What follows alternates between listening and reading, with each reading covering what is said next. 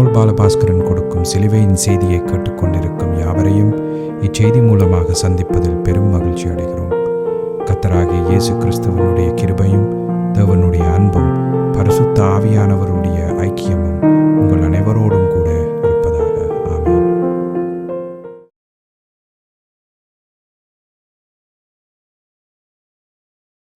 நான் போல் பாலபாஸ்கரன். சிலுவையின் செய்தி என்ற இந்த நிகழ்ச்சியில் என் சகோதரர்கள், என் சகோதரிகள், என் நண்பர்கள் எல்லோரையும் மறுபடியும் சந்திப்பதில் நான் பெரும் மகிழ்ச்சி அடைகிறேன். இந்த அருமையான நேரத்தை கர்த்தராகிய இயேசு கிறிஸ்து எங்களுக்கு ஒதுக்கி தந்திருக்கிறார். இந்த நேரத்தில் கர்த்தருடைய வேத வார்த்தைகளை உங்களோடு பகிர்ந்து கொள்வது எனக்கு மிகுந்த சந்தோஷத்தை அளிக்கிறது என்பதை நீங்கள் அறிந்து கொள்ள வேண்டும். கர்த்தருடைய வேத வார்த்தை என சொல்லப்படும் பொழுது வளமை போல அந்த வார்த்தை எந்த காலத்திலும் சிலுவையில் அறையப்பட்ட இயேசு கிறிஸ்துவை பற்றியே பிரகடனப்படுத்துகிறது என்ற உண்மையை நாம் தெளிவாக அறிந்து கொள்ள வேண்டும்.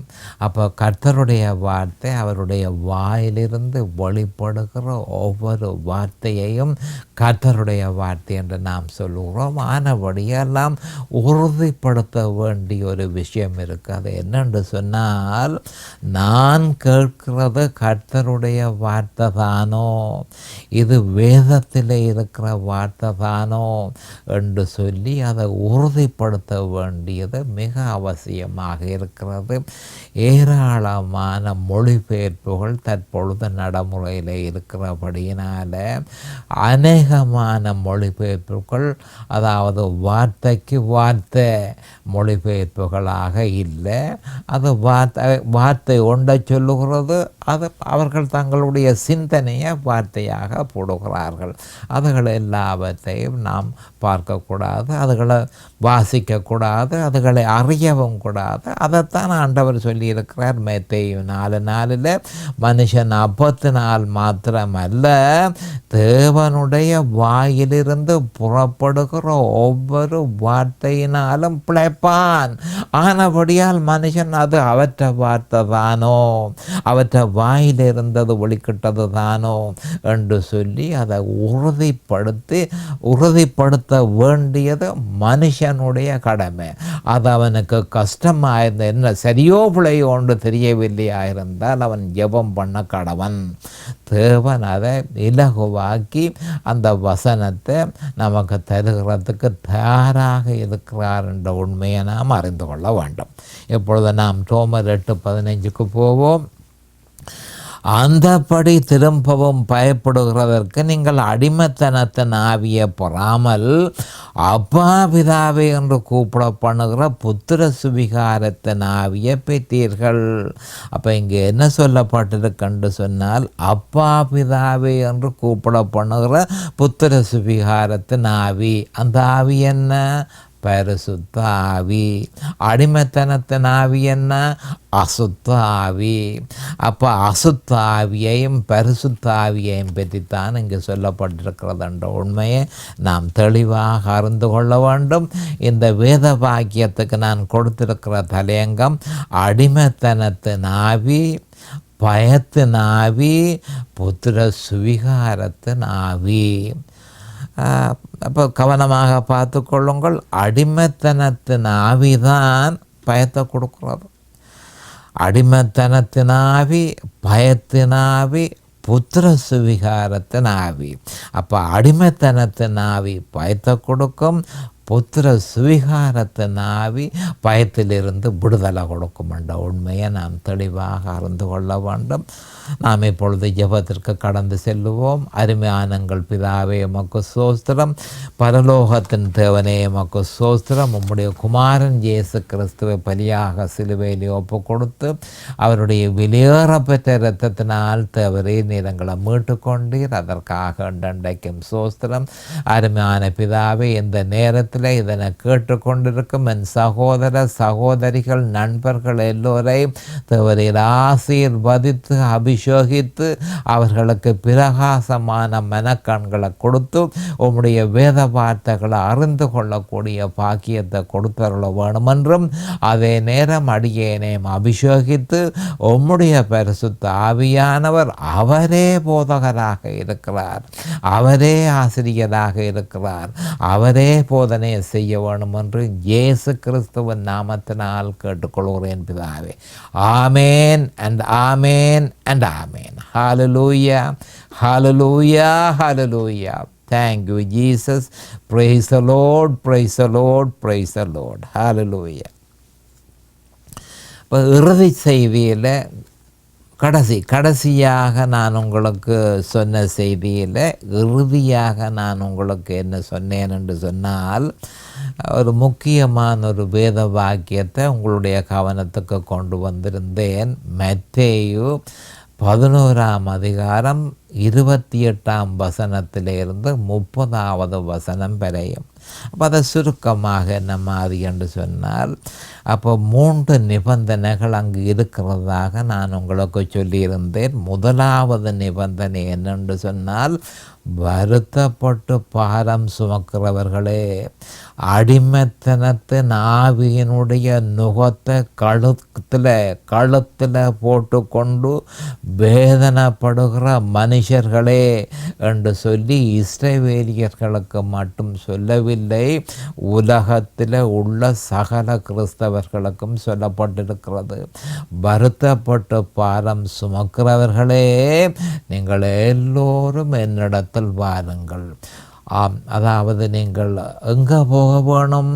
இந்த வருத்தத்திலிருந்து நீங்கள் விடுதலை அடைய வேணுமாயிருந்தால் நீங்கள் போதகர்கிட்ட போக வேண்டாம், நீங்கள் சபைக்கு போக வேண்டாம், நீங்கள் உங்களுடைய சிநேகிதர்கிட்ட போக வேண்டாம், ஒரு இடமும் நீங்கள் போக வேண்டாம். நேர நீங்கள் என்னிடத்தில் வர வேணும். நான் தான் இதில் இருந்து விடுதலை பெற வல்லவராக இருக்கிறேன். நான் தான் உங்களுக்கு இளைப்பாறுதல் தர வல்லவராக இருக்கிறேன். ஆனபடியால் என்னிடத்தில் வரவானம். வருத்தப்பட்டு பாரம் சுமக்கிறவர்களே, எல்லோரும் என்னிடத்தில் வாருங்கள். எல்லோரும், ஒரு குறிக்கப்பட்ட மனுஷனை சொல்லல, ஒரு நல்ல கிரியைகளை செய்கிற மனுஷனை பற்றி சொல்ல, எல்லா மனுஷரும் என்னட்ட வாருங்கள், கம் ஆன் டு மீ என்று சொல்லி தெளிவாக ஆண்டவர் சொல்லியிருக்கிறார். அடுத்தது 2ஆவதாக நீங்கள் செய்ய வேண்டியது, என்னுடைய நுகத்தை நீங்கள் ஏற்றுக்கொண்டு, அப்போ என்னுடைய நுகத்தை நீங்கள் ஏற்றுக்கொண்டு மனுஷகுல மீட்புக்காக, மனுஷனை ரட்சிப்பதற்காக நான் சிலுவையில் நிறைவேற்றிய எல்லாவற்றையும் நீங்கள் விசுவாசிக்க வேண்டும். அப்போ என்னிடத்தில் வந்து என்னுடைய நுகத்தை ஏற்றுக்கொண்டு நான் உங்களுக்காக சிலுவையில் செய்து முடித்த எல்லாவற்றையும் விசுவாசித்து அந்த விசுவாசத்தில் நீங்கள் நிலைத்திருக்க வேண்டும். 2வது. 3வது என்ன சொல்லியிருக்கன்று சொன்னால், என்னிடத்தில் கற்றுக்கொள்ளுங்கள். இது மிக முக்கியமான ஒரு விஷயம் என்றதை நான் அறிந்து கொள்கிறோம். அப்போ ரட்சிக்கப்பட்ட பிறகு, மறுபிறப்பு பெற்ற பிறகு, பரிசுத்த ஆவிக்குள்ள ஞானஸ்நானம் பெற்ற பிறகு உங்களுக்கு ஒரு பெரிய வேலை இருக்குது. என்ன அந்த வேலை? என்னிடத்தில் நீங்கள் கற்றுக்கொள்ள வேண்டியது ஏராளமான விஷயம் இருக்குது. அந்த கற்றுக்கொள்கிறதுனால தான் நீங்கள் பரிசுத்தப்படுவீர்கள். அப்போ ரட்சிக்கப்பட்ட நீங்கள் பரிசுத்தப்பட வேணுமா இருந்தால் என்னிடத்தில் வந்து நான் செய்ததுகள் எல்லாவற்றையும் அறிந்து அவற்றை விசுவாசித்து, தொடர்ந்து விசுவாசித்து அந்த விசுவாசத்தில் நிலைத்திருப்பீர்களாக இருந்தால் நீங்கள் பரிசுத்தப்படுவீர்கள். அப்பொழுது அடிமைத்தனத்தின் ஆவி உங்களை விட்டு பூரணமாக அகலம் என்றதை ஆண்டவர் சொல்லியிருக்கிறார். என்னிடத்தில் கற்றுக்கொள்ளுங்கள். நான் சிலுவையில் ஏற்படுத்தின உடன்படிக்கை நித்திய உடன்படிக்கையாக இருக்கிறது. எபிரேயர் 13:20. அப்போ நித்திய உடன்படிக்கையாக இருக்கிறபடியினால் அதில் நீங்கள் பெற்றுக்கொள்ளக்கூடிய பலாபலன்கள் முடிவில்லாமல் இருக்கிறது. அப்போ அதை அறிகிறதும் அந்த பலாபலன்களை பெற்றுக்கொள்கிறதும், அதை அறிகிறதும் அந்த பலாபலன்களை பெற்று நீங்கள் சந்தோஷப்பட வேணும். உங்களுக்கு பரிபூரணத்தை தரவே நான் வந்தேன் என்று சொல்லி ஆண்டவர் தெளிவாக சொல்லியிருக்கார். அப்போ மூன்றாவதாக என்னிடத்தில் நீங்கள் கற்றுக்கொள்ள வேண்டிய விஷயம் ஒன்று இருக்குது. அப்போ நீங்கள் என்ன செய்கிறீங்கள் என்று சொன்னால், என்னிடத்தில் வந்து சிலுவையை ஏற்றுக்கொண்ட பிறகு நீங்கள் என்னிடத்தில் கற்றுக்கொள்ள வேணும். அப்போ கற்றுக்கொள்ள வேண்டியது என்ன என்று சொன்னால், நான் சிலுவையில் பலியாக என்னை ஒப்பு கொடுத்ததை நீங்கள் அறிந்திருக்கிறீர்கள். அந்த பலியாக சிலுவையில் ஒப்பு கொடுத்து நிறைவேற்றியதை நீங்கள் அறிந்திருக்கிறீர்கள். அப்போ நான் சிலுவையில் என்னை பலியாக ஒப்பு கொடுத்து உங்களுக்காக சிலுவையில் நிறைவேற்றிய எல்லாவற்றையும் நீங்கள் பெற்றுக்கொள்ள வேணுமா இருந்தால் அந்த பலிக்குள்ள நீங்களும் பங்கு பெற்ற வேணும். ஏன்? அதை உங்களுக்காகத்தான் செய்தது, எனக்காக நான் செய்யலை, எனக்காக நான் என்ன பலியாக ஒப்பு கொடுக்கவில்லை, உங்களுக்காகவே என்ன பலியாக ஒப்பு கொடுத்தேன். ஆனபடியினால் அந்த பலிக்குள்ள நீங்கள் பங்கு பெற்ற வேணும், அந்த பாடுகளுக்குள்ள நீங்கள் பங்கு பெற்ற வேணும். எப்படி பங்கு பெற்ற வேணும்? விசுவாசத்தின் மூலம் மட்டுமே.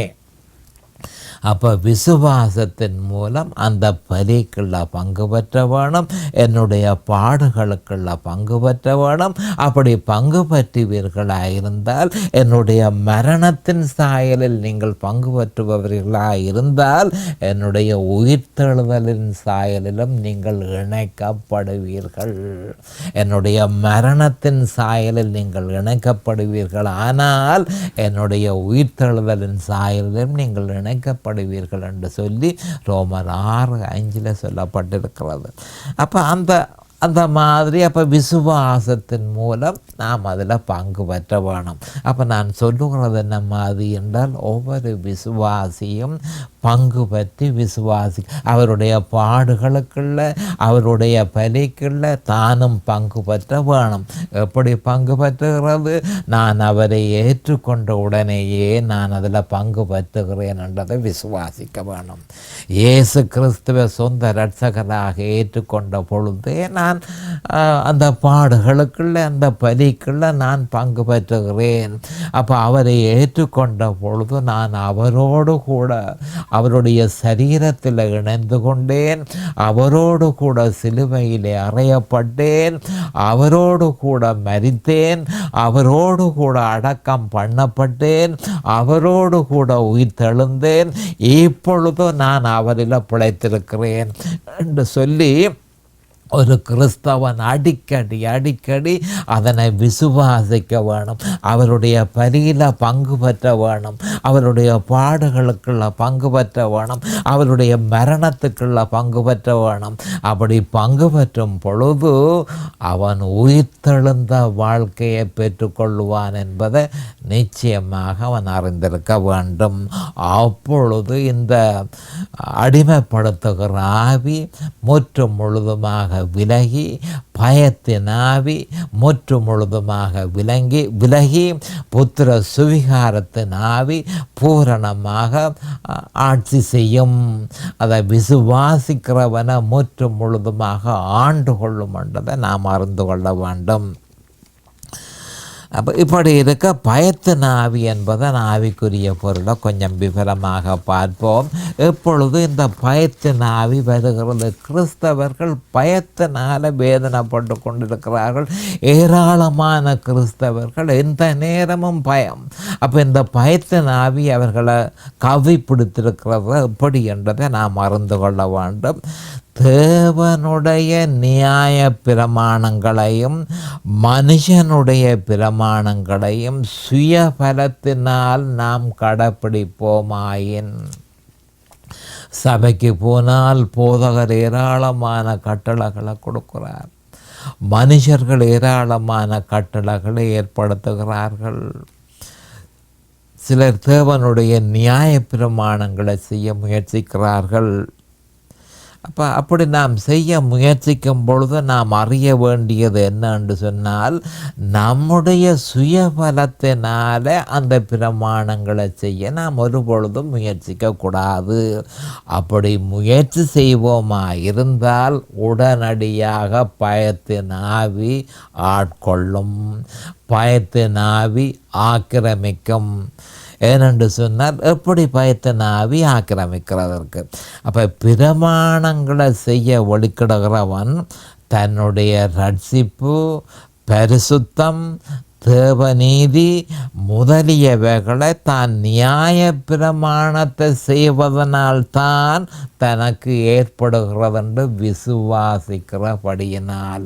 திருப்பி மறுபடியும் சொல்கிறேன், பிரமாணங்களை செய்கிறவன், கற்பனைகளை செய்கிறவன், மனுஷ பிரமாணங்களை செய்கிறவன் அவன் என்ன நினைக்கிறான் என்று சொன்னால், தன்னுடைய ரட்சிப்பு, தன்னுடைய பரிசுத்தம், தன்னுடைய தேவநீதி முதலியவைகளை தான் நியாய பிரமாணத்தை செய்கிறதன் மூலம்தான் தனக்கு ஏற்படுகிறது என்று விசுவாசிக்கிறபடியினால் அவனுக்கு கிறிஸ்தவம் சுயாதீனமாக இராமல், கிறிஸ்தவம் சுயாதீனமாக இராமல் அடிமைத்தனமாக மாறுகிறது, அடிமைத்தனமாக மாறுகிறது.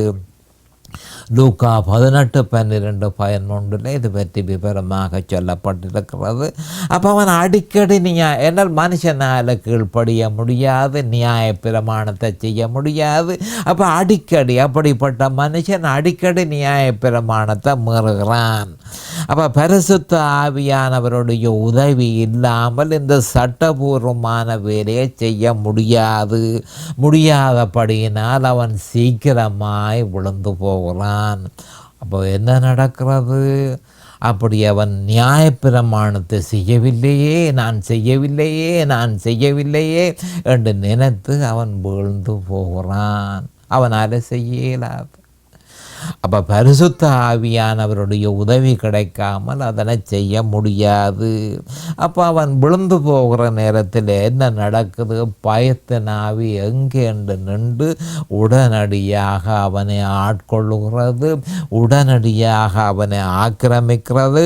அப்போ பயத்தின் ஆவி ஆண்டு கொள்கிறது, அடிமைத்தன ஆவி முழுதுமாக அவனை ஆக்கிரமிக்கிறது என்ற உண்மையை நாம் தெளிவாக அறிந்து கொள்ள வேண்டும்.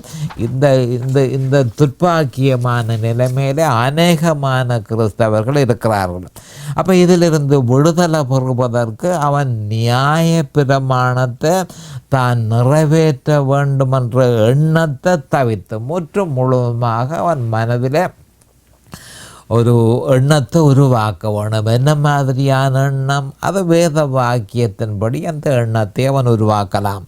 நியாய பிரமாணத்தை நான் செய்ய முடியாது என்ற உண்மையை அவன் ஏற்றுக்கொள்வது நல்லது. ஏனென்றால் அவன் அனுபவ ரீதியாக அதை அறிந்திருக்கிறான். ஆனபடியால் அது சிந்திக்கிறது அவனுக்கு கஷ்டமான விஷயம் அல்ல. அப்போ நியாயப்பிரமாணத்தை தான் நிறைவேற்றும் என்ற எண்ணத்தை தவிர்த்து நியாயப்பிரமாணத்தை நிறைவேற்றுவதற்கு தேவன் ஏற்படுத்தின வழியை நாட வேண்டும்.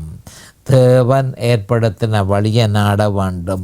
அந்த வழி சிலுவையில் அறையப்பட்ட கிறிஸ்துவே ஆகும் என்றதை நாம் தெளிவாக அறிந்திருக்க வேண்டும்.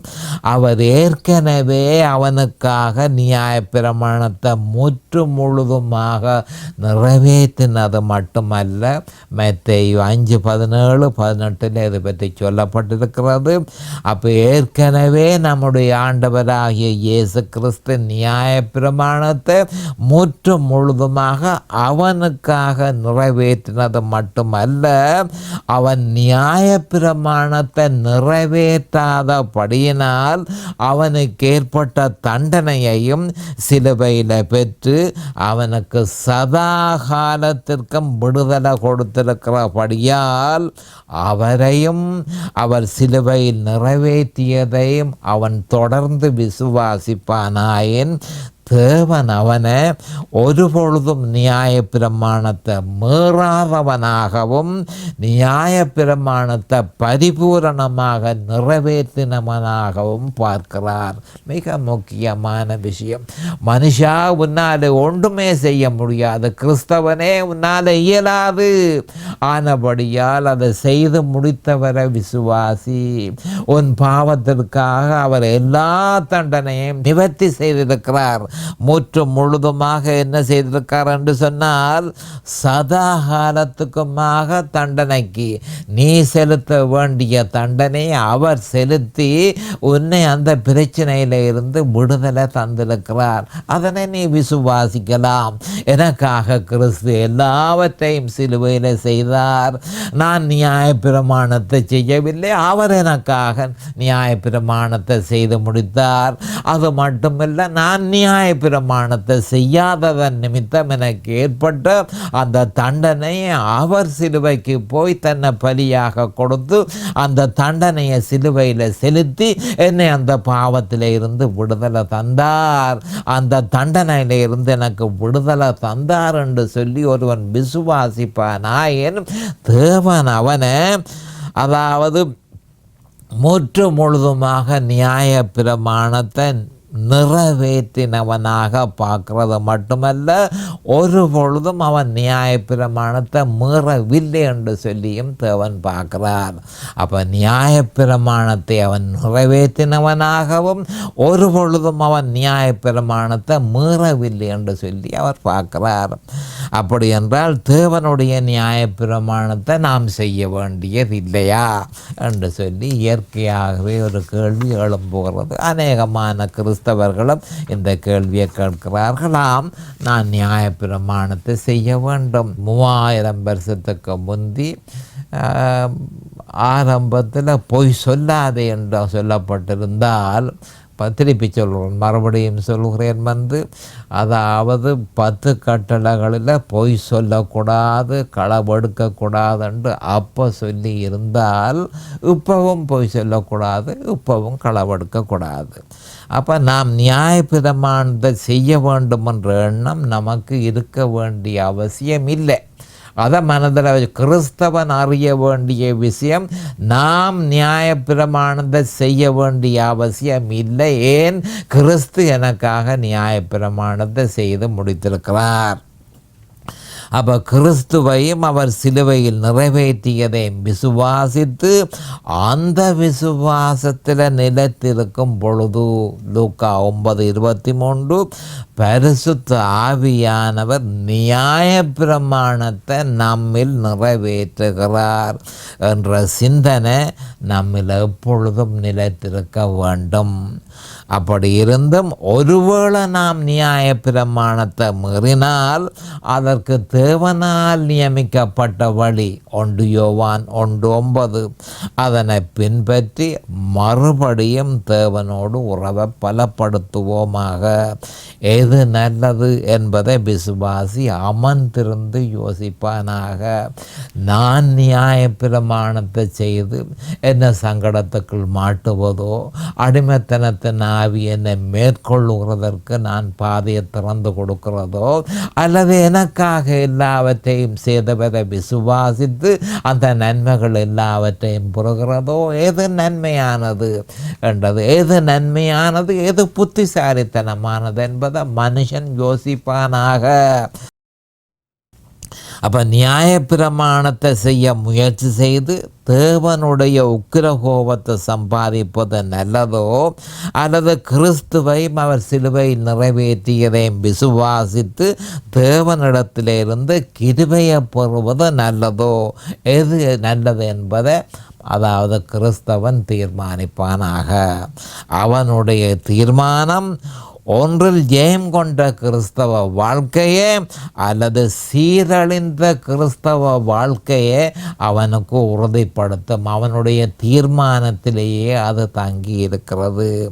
நியாயப்பிரமாணத்தை செய்ய முயற்சி செய்து தேவனுடைய உக்கிர கோபத்தை சம்பாதிக்கிறது நல்லதோ, அல்லது கிறிஸ்து சிலுவையில் எனக்காக செய்து முடித்த எல்லாவற்றையும் விசுவாசித்து கிருபையை பெறுவது நல்லதோ? இதைத்தான் ஒவ்வொரு கிறிஸ்தவனும் தீர்மானிக்க வேண்டியவனாக இருக்கிறான். 2 பேதுரு 1:2 இது பற்றி சொல்லப்பட்டிருக்கிறது. அப்போ ஒவ்வொரு கிறிஸ்தவனும் இதனை தீர்மானிக்க வேண்டும். அது மட்டுமல்ல, அவன் எந்த நேரமும் தன் தேவைகள் யாவற்றிற்கும் அப்பா பிதாவே என்று கூப்பிட பண்ணுகிற புத்திர சுவிகாரத்தின் ஆவியை அவன் பெறுகிறது அவனுக்கு அற்பமான காரியமாக தென்படுகிறதோ என்பதையும் சற்று பொறுமையாக இருந்து சிந்திப்பானாக. அப்போ ஒரு பக்கம் என்னமனால் அடிமைத்தனத்தின் ஆவிக்குள்ளே அகப்படாமல், அதாவது முற்று முழுதுமாக கிருபையை பெறும் வழியை அவன் பெற்றுக்கொள்ள வசதி இருக்கிறது. அதே நேரம் கவனமாக நீங்கள் அறிந்து கொள்ள வேண்டிய விஷயம் என்னென்று சொன்னால், புத்திர சுவிகாரத்தின் ஆவியை அவன் பெறக்கூடிய வாய்ப்பு இருக்கிறது, நிச்சயமாக இருக்கிறது. வல்லமையாக அவனில் செயற்படக்கூடிய வழியை அவர் திறந்திருக்கிறார், தேவன் திறந்திருக்கிறார். அப்போ மனுஷன் எது நல்லதென்று தீர்மானிப்பானாக. அடிமைத்தனத்தின் ஆவி வேணுமோ அல்லது புத்திர சுவிகாரத்தின் ஆவி வேணுமோ என்பதை மனுஷன் சிந்திப்பானாக. அவன் எதை தீர்மானிக்கிறானோ அதனை அவன் பெற்றுக்கொள்ளுவான். அப்போ பவுல் அப்போஸ்தலர் இது பற்றி பிரஸ்தாபிக்கையில், தேவன் நமக்கு பயமுள்ள ஆவியை கொடாமல், அவர் ஒரு காலமும் பயத்தின் ஆவியை நமக்கு கொடுக்கவில்லை. பயமுள்ள ஆவியை கொடாமல் பலமும் அன்பும் தெளிந்த புத்தியும் உள்ள ஆவியையே கொடுத்திருக்கிறார். அப்போ பலமும் அன்பும் தெளிந்த புத்தியும் உள்ள ஆவி என்ன? அதுதான் பரிசுத்த ஆவி. அதனே கொடுத்திருக்கிறார் என கூறப்பட்டிருக்கிறது. இப்படி இருக்க புத்திர சுவிகாரத்தின் ஆவி என்பதன் ஆவிக்குரிய பொருளை இன்னும் சற்று விவரமாக பார்ப்போம். பரிசுத்த ஆவியையே நாம் புத்திர சுவிகாரத்தின் ஆவி என அழைக்கிறோம். இந்த நாமம் அவருடைய முக்கியமான ஒரு செயலின் அடிப்படையிலேயே வேதத்தில் கொடுக்கப்பட்டிருக்கிறது என்ற உண்மையை நாம் அறிந்து கொள்ள வேண்டும். அப்போ பரிசுத்த ஆவிக்கு ஏன் புத்திர சுவிகாரத்தின் ஆவி என்று சொல்லப்படுகிறது? அப்போ அதுக்கு ஒரு காரணம் நிச்சயமாக உண்டு. இது பற்றி வேதம் ரோமர் 8:15 சொல்லியிருக்கிறது.